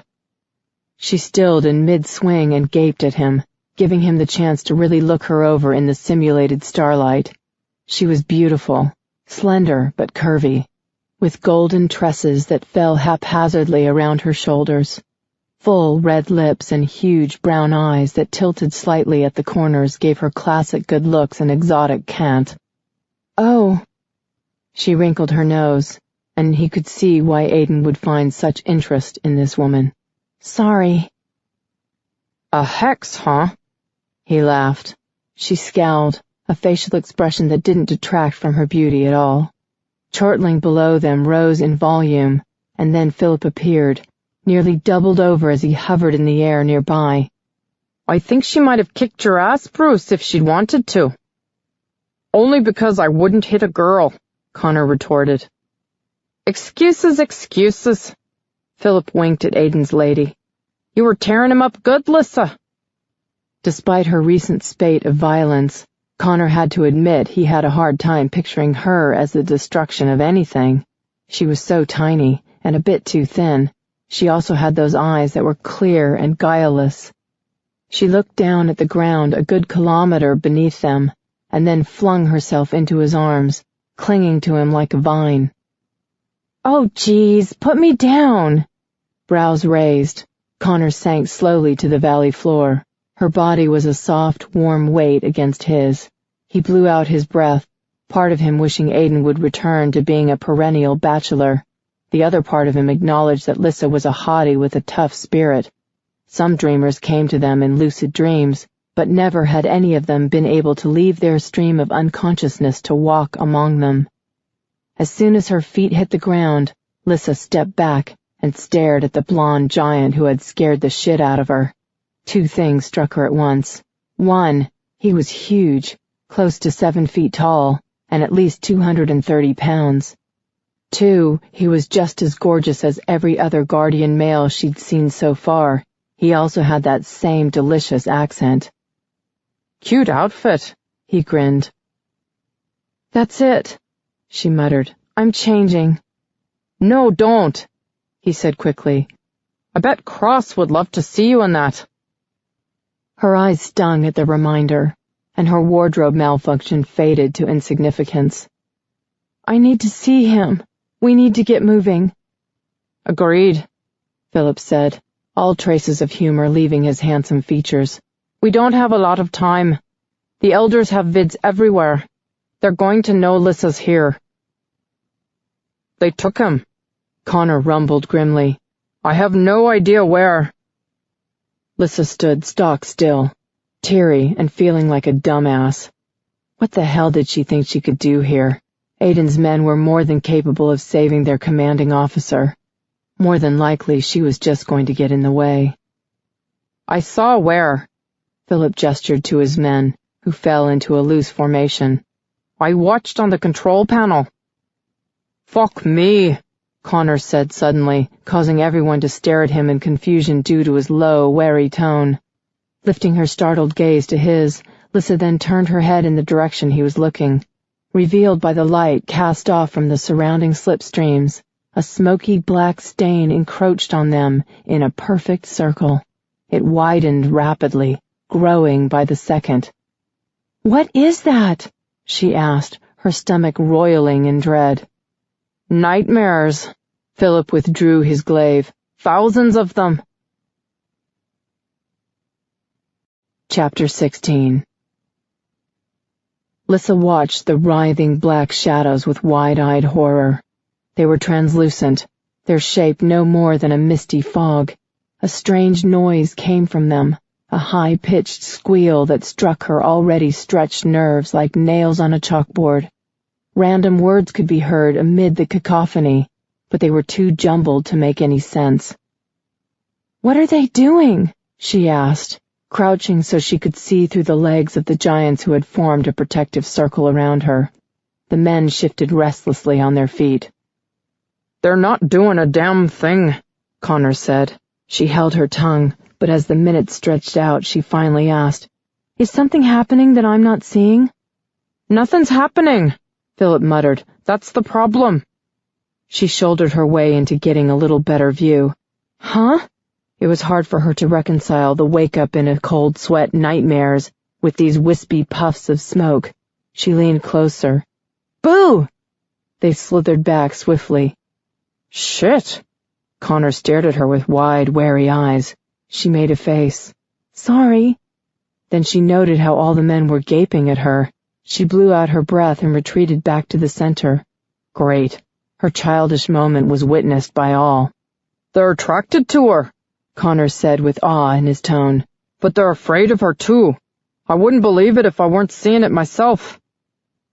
"We really need to figure out what the hell she's supposed to be capable of." Philip turned to the side so he could watch her and the nightmares at the same time. "I thought her presence would scare the elders enough to give us a slight advantage. No way would I have guessed this would happen. In fact, I'd been worried about the opposite happening." "Did you learn anything in the control room?" Connor asked. "Can we talk about this on the way to rescuing Aiden?" Lyssa's foot tapped impatiently. "At this particular moment, I don't care what it is I'm prophesied to do." "It's extremely important to us," Connor said, his Nordic blue eyes studying her carefully. She sighed, chastened. "I know it is. Aiden told me he'd spent centuries looking for me, trying to figure out what it is I'm supposed to do. I appreciate what this legend means to you, and I promise, if you help me get Aiden back, I'll help you figure out how I fit into all of this." "We need the captain here," one of the men said. His gaze remained trained on the nightmares. "We've never been defeated while he's in command. What good will he be to us if he's in your world?" A murmur of agreement moved through the soldiers. "I accept the likelihood of him remaining with you," she assured them with her chin lifted stoically, She refused to cry in front of Aiden's men. But not like this, with half of him here, the other half with me. Perhaps that's it. Connor stepped closer.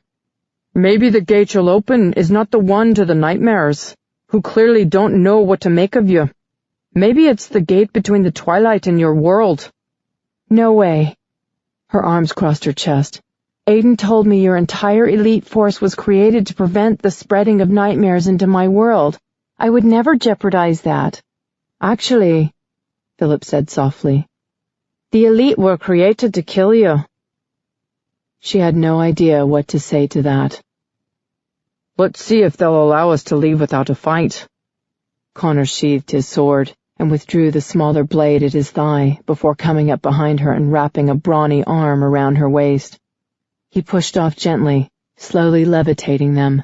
Lissa clung to his arm with a death grip.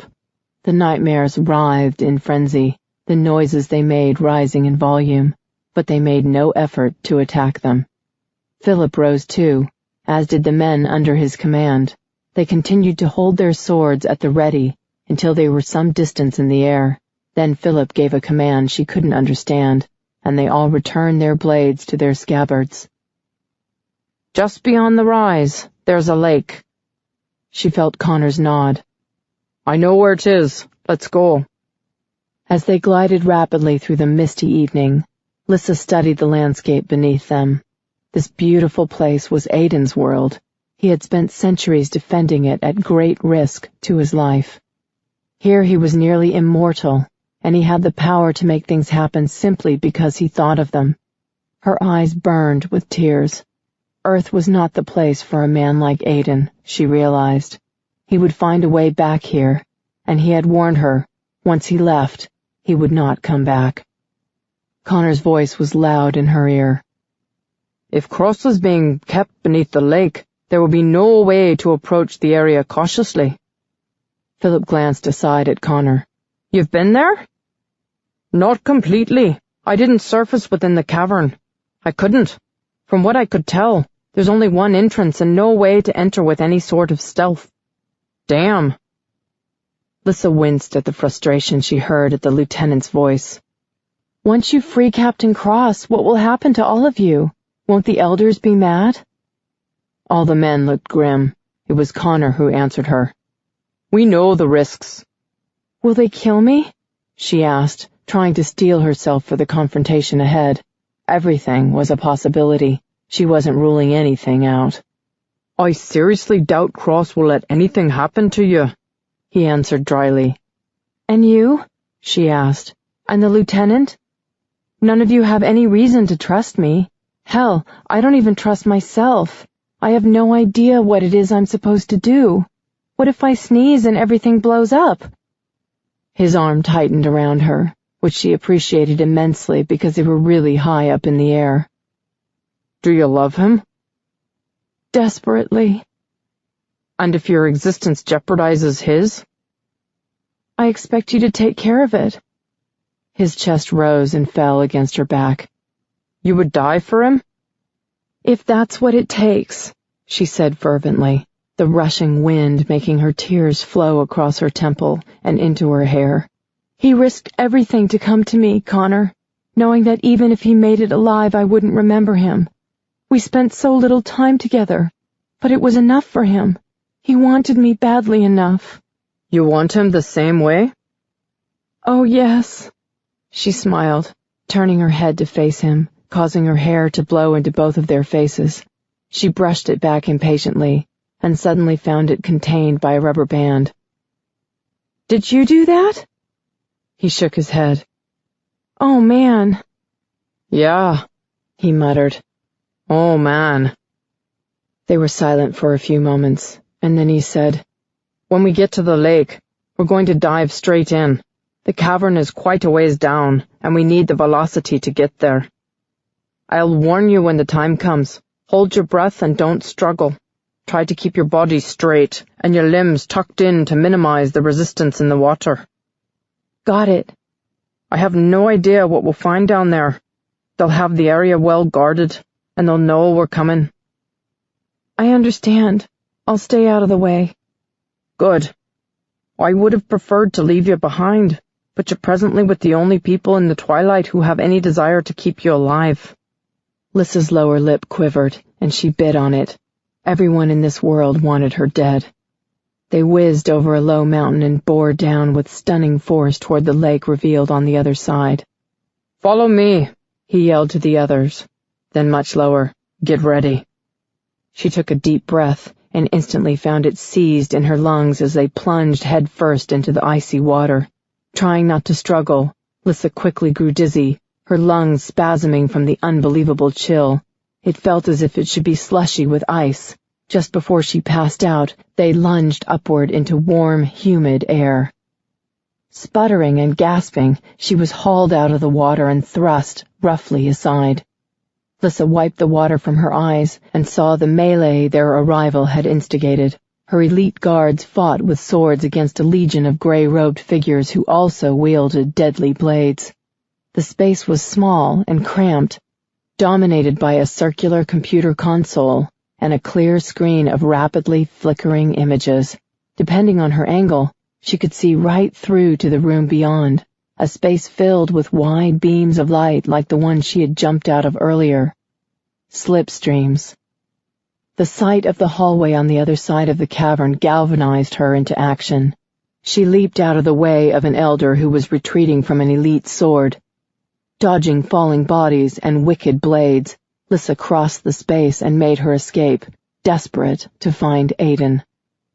Entering a hallway carved out of the rock, she took off at a run, pausing at each doorless archway to look inside. She heard footsteps behind her and turned, relieved to see that it was Philip sprinting after her. Before her was a seemingly endless row of doorways. Her feet squelched inside her wet shoes, and the loose pants, so light when they were dry, were now a heavy weight against her legs. She wished they were dry, but seemed unable to effect the change. "Keep going," Philip urged, taking over the task of looking in the rooms on the left. He, too, was still soaked. The next threshold she paused at revealed a man in a cylindrical glass chamber. She gasped, hope rising. Then she realized the dark-haired man inside wasn't big enough to be Aiden. Moving on, she found more men in more glass tubes. They all looked to be asleep or dead. What is this place? "Hell!" Philip's hand fisted with a white-knuckled force around the hilt of his weapon. They kept going. Finally, she found him, his black garments a stark contrast to the white outfits the other poor blokes were wearing. "Oh my God!" she breathed, her stomach churning dangerously. His head hung low, his chin to his chest, his body held upright by no discernible device. Lissa ran to the chamber and banged on it, trying to find a door or some way to open it. "Aiden! Aiden, answer me!" The thought that he might be dead made her so ill the room spun around her. "Watch out!" Philip grabbed her arm and yanked her out of the way. A flash of movement in her peripheral vision was her only clue to Philip's distress until a blade whizzed past her, almost severing her arm. "Christ!" She fainted to the left as the elder lunged toward her again. "Kill her, Lieutenant!" the elder ordered, just before he stumbled back from Philip's parrying sword with such force that his hood fell to his shoulders. "What are you doing?" he cried. Philip thrust her behind him and fought back. "How do I get the captain out of there?" "He is sequestered for the benefit of all." Lissa gaped, horrified by the sight of the man inside the robe. He looked like a corpse, his skin papery thin and wrinkled, his hair a shocking white. He glared at her with pale eyes, and she knew, without a doubt, that he wanted nothing more than to murder her. "I'll ask you again, Elder," Philip said, nearly catching his opponent with a swipe to the abdomen. "How can we free Captain Cross?" "I'll never tell you," the elder promised viciously. Lissa watched in stunned amazement as the two men, so different in appearance, one youthfully virile, the other risen from the grave, clashed in a show of skill that she couldn't help but admire. She retreated step by step as the battle continued, finally coming to a halt with her hips pressed up against the edge of a counter. Risking a glance at what she was up against, Lissa saw a computer console similar to the one she had seen in the cavern. but a great deal smaller. The writing on the touch panel was foreign, but the rounded slot for a key was unmistakable. Okay. Taking a deep breath, she ignored the shivers that racked her body and tried to imagine what type of key she should be looking for. Then she felt it. Looking down, she was startled to find a rounded key hung from a chain in the center of her palm. "Holy shit!" she breathed, awed at her power in Aiden's world. No need to hunt things down, apparently.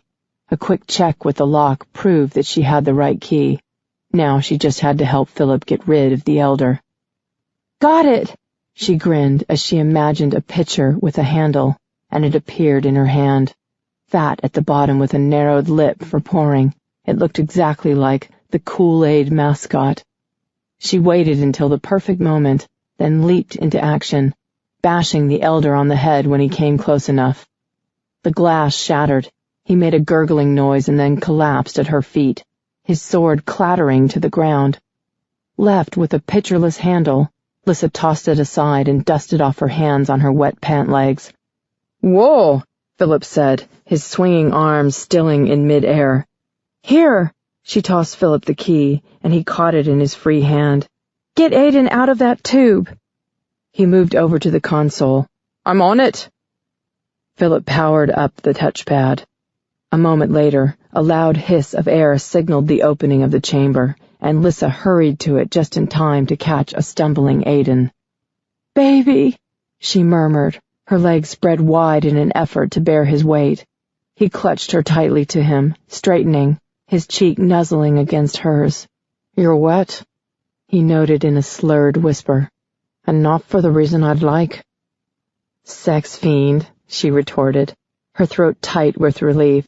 Part of her had been terrified to see him so helpless, this man who was larger than life.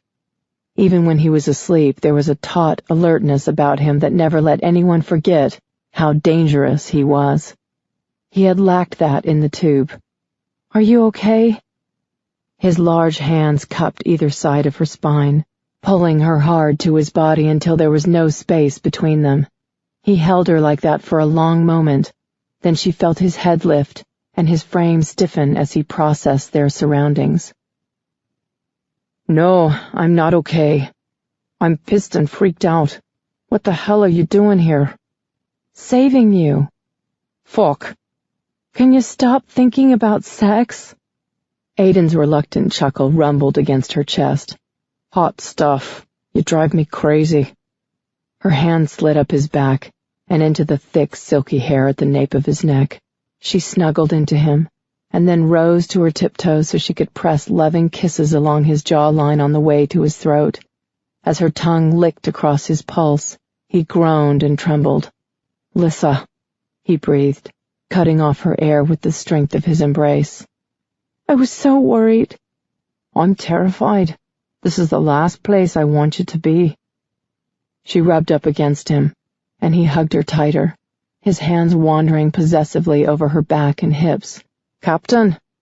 Lifting his head, Aiden gave a nod to the bowing lieutenant. "Thank you." "Well," Philip began dryly, "our motives aren't entirely altruistic. We're going to need some leadership in exile." "Who's with you?" Philip rattled off a list of names. "I take it this is solely a rescue mission." Aiden set her away from him, his focus now fully on the situation. "For the moment, I spent some time in the temple today." "In the control room?" Nodding, Philip said, "I think most of what we need is in there. The elders have hidden so much from us. Did you know it's possible to move about in her world through a dreamer?" "Yes, I knew that." "And it's possible to traverse planes freely. Did you know that too?" "Yes." "So you can come back," Lissa cried, the flood of hope she felt making her dizzy. Aiden shook his head. "I don't think it's safe to be with you, and until I can be certain that it is." He inhaled sharply and looked away. Lissa bit the inside of her cheek to keep from arguing, fighting, and venting her frustration with the unfairness of it all. She and Aiden had never done anything in their lives to deserve this. All this time they'd been waiting for each other, and now they would be parted for reasons having nothing to do with their own actions. For a long moment, Aiden stood unmoving, his stillness fraught with an underlying tension, as if he was steeling himself for some onerous task ahead. Goosebumps swept across Lissa's skin, even though she wasn't cold. "Why are you dawdling, Cross?" Connor boomed, jogging into the room. His gaze moved to the glass tube and then back to Aiden. "You're not fuzzy anymore. And you're out of your slipstream. I thought only she could do that." "Only she can. I'm not dreaming. I'm here." "What?"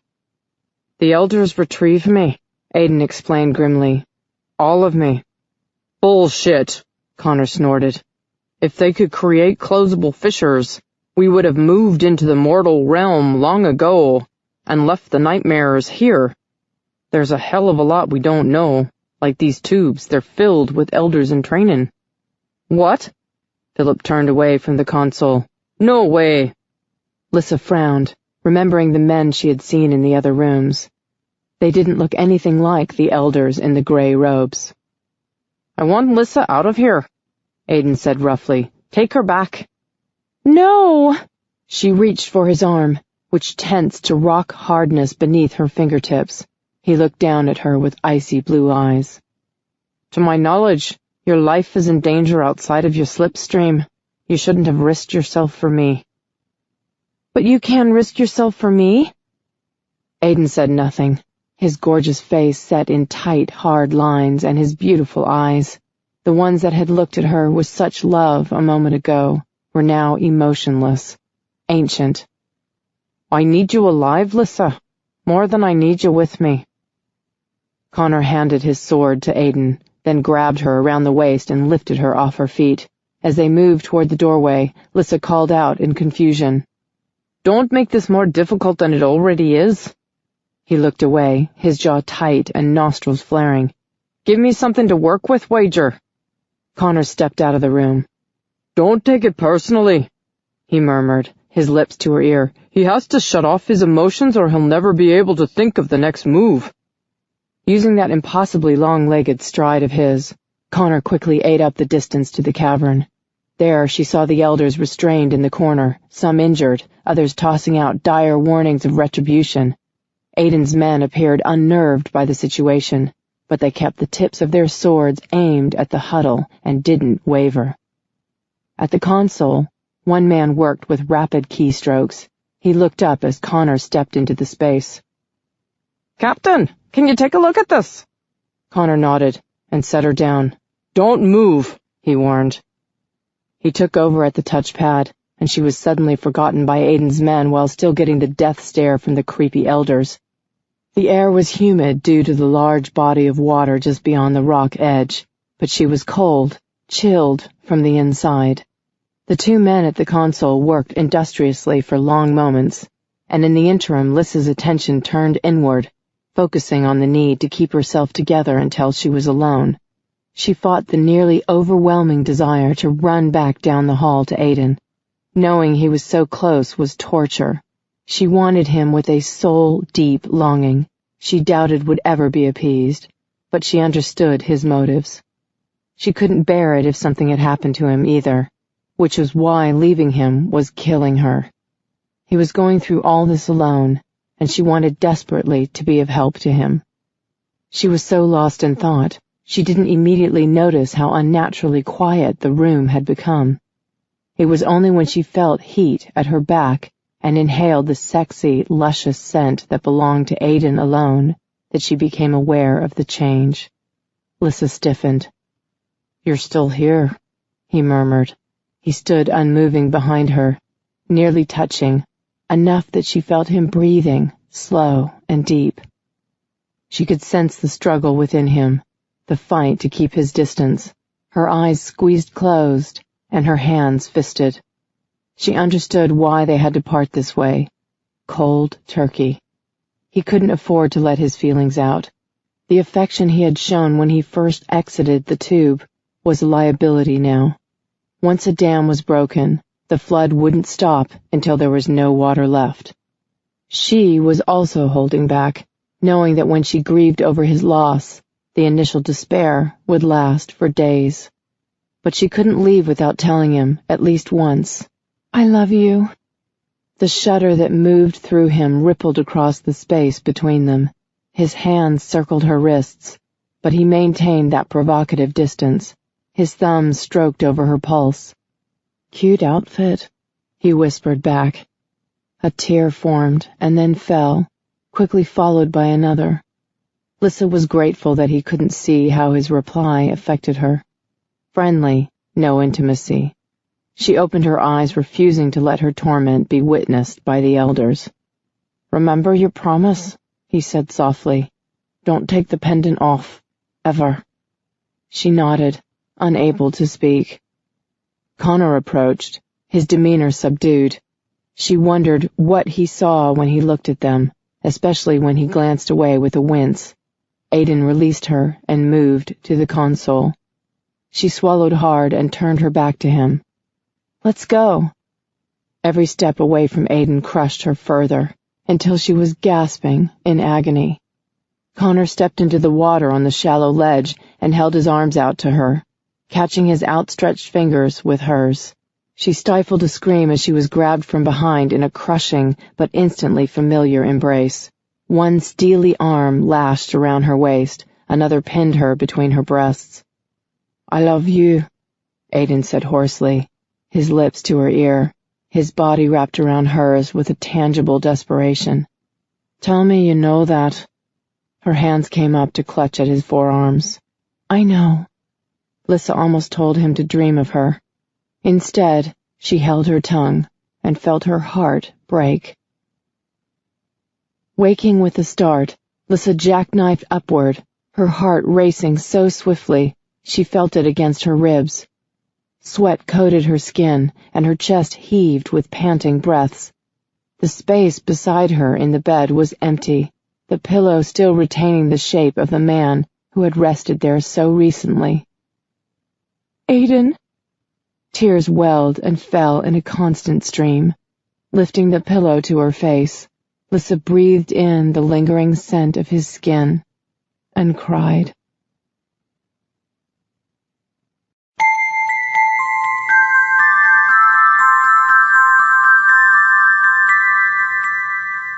This is Shayna Savage.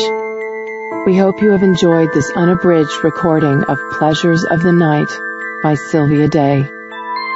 This program was produced by Dion Audio Services. The director was Bob Dion. Executive producer, Karen J.